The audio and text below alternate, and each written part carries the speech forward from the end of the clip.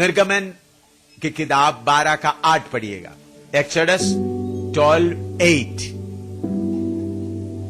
Exodus 12:8, 12 का 8। और वे उसके मांस को उसी रात आग में भूंजकर अखमीरी रोटी और कड़वे साग पात के साथ खाए। इधर में लिखा है इस्राएली लोग मिस्र से निकलने के पहले प्रभु ने उनको एक आज्ञा दिया है, मांस खाना है।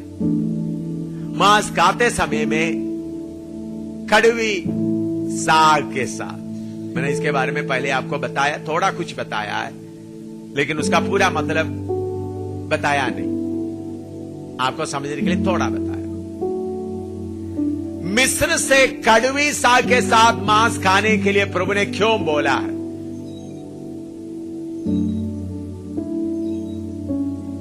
मिस्र से निकलने वाला इस्राएली लोगों को कड़वी साग के साथ मांस खाकर निकलने के लिए क्यों बोला है? मिस्र देश उनको कड़वी लगना है। यह मिस्र देश कड़वी है। यह मिस्र देश हमको नहीं चाहिए। हम नया देश की ओर जा रहा है। इसी मुताबिक जो लोग यीशु मसीह को अपना मुक्तिदाता करके स्वीकार करता है, उन लोग यीशु का रोटी खाते समय में इस दुनिया कड़वी लगना है। जिसको इस दुनिया कड़वी नहीं लगता, उनका बीज सही नहीं है, 100% फल नहीं लाएगा। 30 ही लाएगा, 60 लाएगा। उनका बीज आधा है, कच्चा बीज है। जिसको इस दुनिया कड़वी लगना, तो आप लोग क्या चाहते हैं? ये भी खाए, ये भी खाए, यीशु भी मिले, दुनिया का इज्जत भी मिले, दुनिया का आदर भी मिले, दुनिया का पैसा भी मिले, दुनिया का नाम भी मिले। तुम कभी भी 100% फल नहीं लाएगा। आपने देखा होगा, बहुत पौधा उगर आता है, टमाटर का भी हो, बाकी हो, कुछ ठीक से उतर आता है, बाकी फिर भी सूखा सूखा सूखा रहता है। जो असली उगा है उसमें से मोटा मोटा फल निकालता है। दूसरा किधर है? किनारे में खड़ा हुआ, कैसा? इतना ही है। ऐसा आपने देखा होगा? कितने लोग देखा? इतना ही। क्यों? बीज सही नहीं है। तो यीशु का रोटी जो कोई खाता है, जिसको इस दुनिया कड़वी लगता है, वो ही खाए।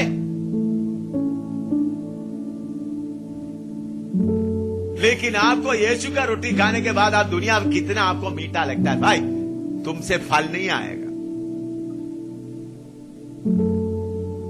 दुनिया का इज्जत, शरीर का आशीष, शरीर का ख्वाहिश, बाकी सब तो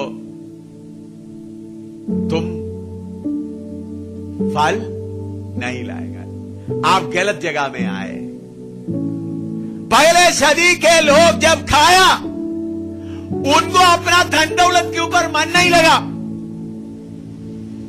इज्जत के ऊपर मन नहीं लगा, अपने घर के ऊपर मन नहीं लगा, अपने बिरादरी के ऊपर मन नहीं लगा, छोड़ छाड़ करके निकल आ गए।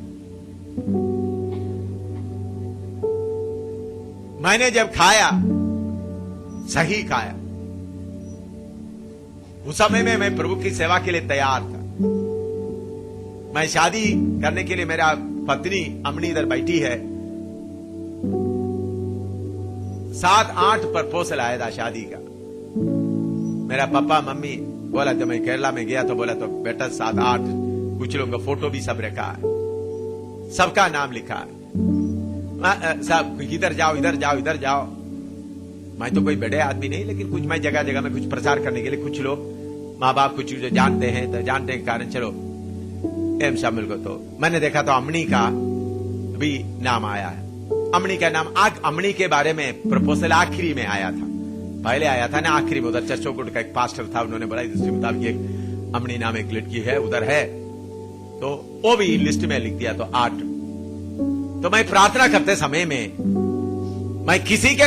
मैं ये नहीं कहा ये कैसा रहता है, वो कैसा, मैं किसी के पास नहीं गया, लिस्ट लेकर प्रार्थना किया। प्रार्थना करता आखिरी में ऐसा तिक लग रहा है, ऐसा मालूम हुआ। तो मैंने पास्टर को बुलाया, पापा को, मम्मी को बोल दिया मैं उधर जा रहा हूं। पास्टर के साथ गया।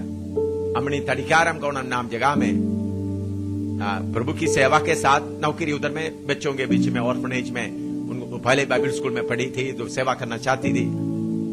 उनको बाहर बुलाकर सिर्फ एक ही शब्द पूछा, सिर्फ मैं अमनी के साथ 1.5 मिनट ही बात किया, 2 मिनट भी पूरा नहीं किया। पास्टर, वो भी पास्टर के सामने, मैं प्रभु की सेवा के लिए निकलने वाला हूं, आप उसके लिए तैयार होगा?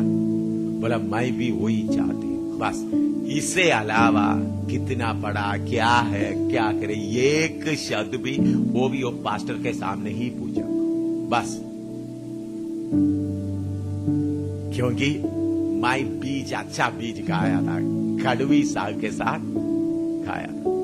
जब प्रभु ने बोला मैं ऑफिसर में, मैं इंजीनियरिंग अच्छी तरह किया, ब्रिजिंग कोर्स में, ब्रिजिंग कोर्स पुणे में, अभी भी आप जाकर देखा तो मेरा नाम आपको पुणे में उधर मिलेगा, जो डिस्टिंक्शन लिया हुआ लोगों के बीच में मेरा नाम है, एम शामिल आपको मिलेगा। बहुत ये चमका लड़ाई में भी मैं बहुत आगे तक गया, बहुत कुछ किया। मैं जब रेसिग्नेशन दिया तो प्रमोशन इश्यू किया, फिर उसके बाद मैंने बोला मुझे प्रमोशन नहीं चाहिए, दूसरे बार किया, फिर भी उन लोग बोला क्या, तीसरे बार परमानेंट कमीशन होगा, प्रेसिडेंट ऑफ इंडिया का इंटरव्यू लिया। President of India 3 lieutenant general को नॉर्थन कमांड में भेज दिया, इंटरव्यू करो। उनको किस कारण से वो जाना चाहते, मैंने बताया। उन्होंने बोला कम से कम 7 महीना रहे तुमको ग्रेच्युटी मिलेगा, काफी पैसा है। मैंने बोला मैं 1 दिन भी नहीं रह सकता। उन लोग पहले बोला 2.5 साल रहे तुम्हें पेंशन मिलेंगे, मिनिमम पेंशन। मैंने बोला नहीं। बाद में मैं स्कूटर का लोन था 2400 उधमपुर ट्रेजरी में जमा किया और 7 सर्टिफिकेट में साइन करके दिया, सरकार से कुछ भी मैं लूंगा नहीं। ऐसा काली हाथ से निकला। क्यों निकला? मैं खाया हुआ बीज कड़वा साग के साथ खाया। ये दुनिया मुझे कैसा लग रहा था? कड़वा लग रहा था, कड़वा लग रहा था। ये दुनिया का आदर मुझे कड़वा लग रहा था, दुनिया का पैसा मुझे कड़वा लग रहा था, दुनिया का इज्जत मुझे कड़वा लग रहा था, दुनिया का नाम मुझे कड़वा लग रहा था। इसलिए आज भी वो बीज दिलेरी से खड़ा है इतना मुसीबतों के बीच में। जब तक आप एक कड़वा साग के साथ नहीं खाएगा तुम फल नहीं लाएगा। मिस्र से क्यों निकला? मिस्र कड़वा लग रहा है। यीशु के पीछे क्यों निकल रहा है? दुनिया कड़वा लग रहा है। मैं मेरा बेटा विकास को कभी कभी चुमता, इधर बैठे हैं। पहले ऐसा नहीं था, अभी चलते चलते ऐसा हालत में आया। मुझे बोला पापा मुझे कुछ भी अच्छा नहीं लग रहा। वो बोलते समय उनका आंखों में आंसू भरता, मेरे आंखों में आंसू भरता। इस दुनिया में मुझे कुछ भी अच्छा नहीं लग रहा, दुनिया में कुछ भी अच्छा नहीं लग रहा। क्यों? कैसा यीशु मसीह को खा रहा है? कड़वा साग के साथ। पहला यूहन्ना 2:15 से 17 तक पढ़िएगा। 2:15 से 17 तक। तुम ना तो संसार से और ना संसार में की वस्तुओं से प्रेम रखो। यदि कोई संसार से प्रेम रखता है तो उसमें पिता का प्रेम नहीं है, क्योंकि जो कुछ संसार में है अर्थात शरीर की अभिलाषा और आंखों की अभिलाषा और जीविका का घमंड, वह पिता की ओर से नहीं परंतु संसार ही की ओर से है। और संसार और उसकी अभिलाषाएं दोनों मिटते जाते हैं, पर जो परमेश्वर की इच्छा पर चलता है वह सर्वदा बना रहेगा। मैं किसी को तारीफ करने के लिए बातें नहीं बोल रहा हूं। बहुत तेरा पास्टर लोग बोल रहा है मैं सेवा के लिए निकले, कैसा भी थोड़ा जमीन मिले, कोई मकान मिले। मेरा भाई सुरजीत मेरे पास आकर बोला, पापा मुझे मेरा मकान बेचने के लिए मन कर रहा। उनका बेटा है, पत्नी है। मैंने बोला देखो तुम्हारा बाप के उधर से आपने खरीदा, मैंने खरीदा है आपका जमीन। तो बोला मुझे अच्छा नहीं लग रहा। दूसरा बार, तीसरा बार आकर बोला पापा, मैं बोला मुझे मालूम हो गया उनका मकान उनको क्या लग रहा है, खड़ुआ। अभी किराए मकान में रह रहा है। अपना जमीन अपना मकान बेचकर बाकी 5 लोग ढूंढ रहा है कहां थोड़ा जमीन मिलेगा। प्रार्थना कर रहे हैं मकान के लिए। जिसको कड़वा लग रहा है वो क्या कर रहा है, उसको छोड़ रहा है, बेच रहा है। ये कोई मैंने इधर उधर से उधार लेकर नहीं बोल रहा। जिसको ये दुनिया कड़वा लगेगा उनके अंदर का बीज 100 गुना फल लाए। प्रार्थना करने का मन है तो प्रार्थना कर। पवित्र आत्मा आपको कुछ समझाना चाहते तो समझाने दो, फिर आगे बाद में मैं प्रचार करूंगा। लोग थे, अभी आकर 30 में आ गया, 60 भी नहीं 30 में आ गया।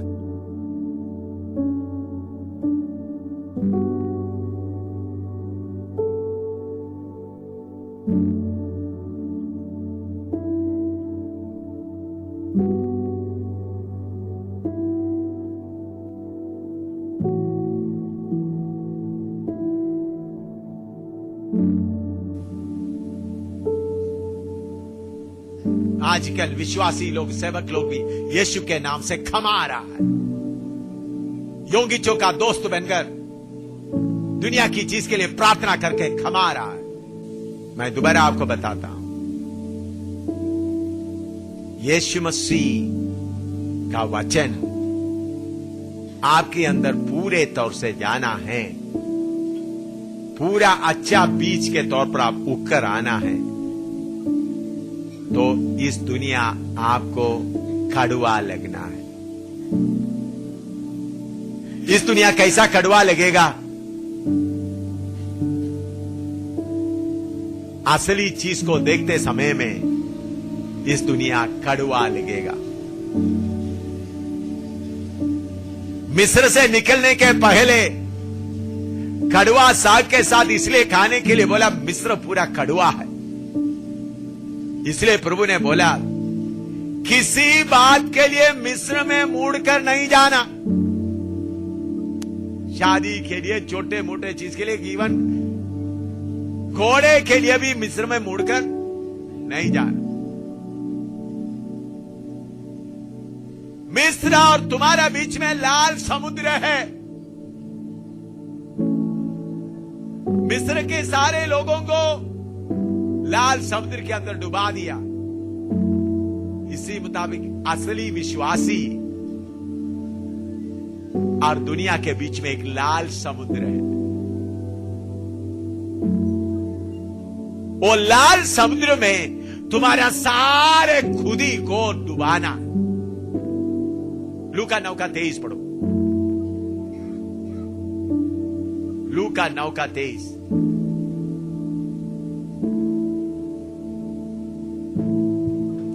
उसने सबसे कहा, यदि कोई मेरे पीछे आना चाहे तो अपने आप से इनकार करे और प्रतिदिन अपना क्रूस उठाए हुए मेरे पीछे हो ले। अपने आप को, अपना नाम को, अपना बड़ापन को पूरा लाल समुद्र में डुबाना। लूका 14:26 से लेकर 33 तक भी पढ़िए। यदि कोई मेरे पास आए और अपने पिता और माता और पत्नी और लड़के वालों और भाइयों और बहनों वरन अपने प्राण को भी अप्रिय ना जाने, तो वह मेरा चेला नहीं हो सकता। और जो कोई अपना क्रूस ना उठाए और मेरे पीछे ना आए वह भी मेरा चेला नहीं हो सकता।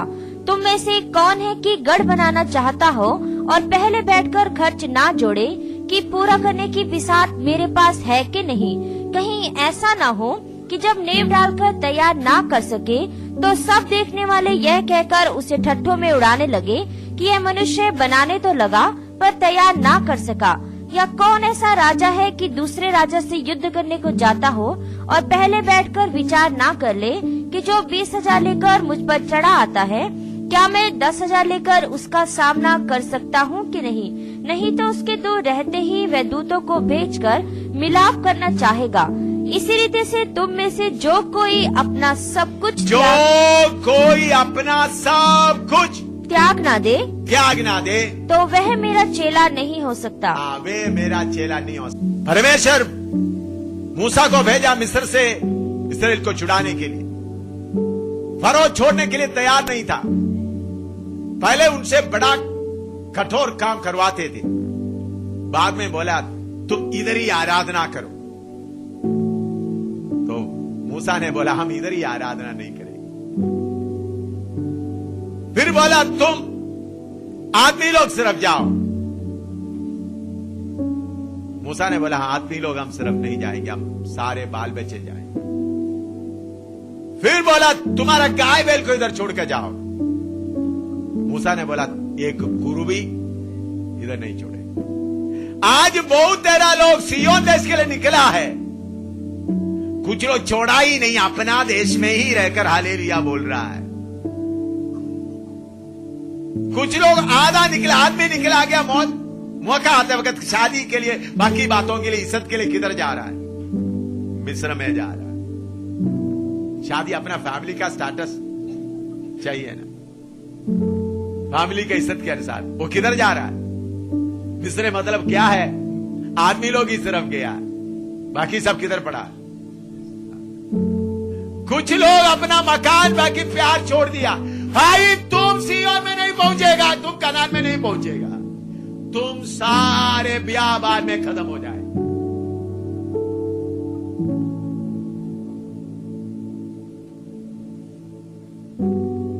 जिसको कान है सुन लीजिएगा। यीशु के साथ बैठने का जगह नया यरूशलेम में यीशु के साथ सिंहासन में कौन बैठेगा? आधा मिस्र में छोड़ा हुआ नहीं, लोग नहीं, जिसको मिस्र कड़वा लगता है। मिस्र और उसका खूबसूरती, उसका धन दौलत जिसको कड़वा लगता है, जिन्होंने बोला मैं मुड़कर फिर आऊंगा ही, वही कनान देश में पहुंचेगा। उसी के लिए, उनके लिए यह यात्रा बहुत अच्छा है। कनान मिस्र छोड़ दिया तो फिर बियाबान है। कनान पहुंचने तक बियाबान है। 21 दिन में इस्राएली लोगों को मिस्र से निकलने के बाद 21 दिन में कनान में पहुंच सकता था। प्रभु ने उनको घुमा घुमा के 40 साल लगाया, ताकि ये मिस्र को चाहने वाला सब किधर खत्म हो जाए, बियाबान में ही खत्म हो जाए, बुड़बुड़ाना शुरू करे। समस्या है, सिर्फ मिस्र से निकला हुआ 2 ही लोग कनान में प्रवेश किया। कौन है? योशुआ और बाकी सब खत्म हो गए। क्यों खत्म हो गए? बुड़बुड़ाते थे। कौन सा याद करते थे? मिस्र का। बाद में जो बियाबान में जन्म लिया वो उनको किसी को मिस्र के कोई मीठी चीज का याद नहीं। कितने लोगों को कहान आता है, देखो भाई तुमको दुनिया कड़वा नहीं लगता तो इधर आओ मत, अपना घर में आराम करो भाई, रेस्ट करो, टेलीविजन देखो, आराम करो। क्यों बेकार खर्च कर? आश कर। योशिया और काले उनकी आत्मा के बारे में प्रभु बताता है। उनकी आत्मा बाकी लोगों की आत्मा की तरह नहीं। आप क्या चाहते हैं? मिस्र भी मिल जाए, स्वर्ग का मिल जाए। तुम लोग लाल समुद्र अभी तक पार नहीं किया, तुम्हारा फारो अभी तक डूबा नहीं है। मेरा फारो डूब गया, इसलिए वो पीछे नहीं आता। तुम्हारा फारो क्या नहीं किया, अभी तक डूबा नहीं। हालेलुया बोलते, अन्य भाषा भी बोलता है, लेकिन लाल समुद्र के बीच में है भाई। तुम लाल समुद्र पार करेंगे तो तुम्हारा फारो क्या हो जाएगा, डूब जाएगा। इसलिए मकान का प्यार, बच्चों का प्यार, पति का प्यार, पत्नी का प्यार, अपना प्यार, ये सब क्यों? अभी भी आप किधर है? लाल समुद्र के बीच में प्रभु ने रास्ता खोल दिया, उधर है अभी खींचाता नहीं चल रहा है। मेरे प्यारो, कान खोलकर समझ लो, लाल समुद्र पार करेगा तो पूरा फारो क्या होगा, डूब जाएगा। अभी आप किधर खड़ा है? मिस्र से निकला, अभी लाल समुद्र के बीच में आकर खड़ा है। आपको दुनिया कड़वा लगना, प्रभु यीशु मसीह अपने लोगों के लिए बताया। यूहन्ना सुसमाचार 15 का 18 और 19 पढ़िएगा। यूहन्ना सुसमाचार 15 का 18 और 19। यदि संसार तुमसे बैर रखता है तो तुम जानते हो कि उसने तुमसे पहले मुझसे भी बैर रखा। यदि तुम संसार के होते तो संसार अपनों से प्रीति रखता, परंतु इस कारण कि तुम संसार के नहीं, वरन मैंने तुम्हें संसार में से चुन लिया है, इसीलिए संसार तुमसे बैर रखता है। हालेलुया। शैतान के साथ लड़ने के लिए आप निकल रहा है। शैतान आपको देखकर बोलना है, मेरा कोई माल इनको खुशी नहीं देता, मेरा कोई चीज इनको खुश नहीं कर सकता, ये मुझे मारेगा ही। लेकिन आप में से बहुत तेरा लोगों को देखे, इज्जत, नाम, पैसा, नौकरी, बाकी तो शैतान ये तो हालेलुया बोलते, लेकिन मेरा काम इनको बहुत, मेरा चीज इनको बहुत पसंद है। तो आप लोग ड्रामा कर रहा है शैतान। तो इतवार में आता है शैतान, मैं तुमको दो मारूंगा, सोमवार से लेकर शनिवार तक तुम्हारा पूजा करूंगा। लबाहत दिन आ रहा, एक छोटा सा फौज तैयार हो रहा है, वीर योद्धा तैयार हो रहा है। ज्यादा लोग नहीं चाहिए जो शैतान के चीजों को कड़वा समझते हुए, धन दौलत को कड़वा समझते हुए, इस दुनिया का पैसा, इज्जत कड़वा समझते हुए, एक वीर योद्धा का जो तैयार। आप कहां? वो लोग साउथ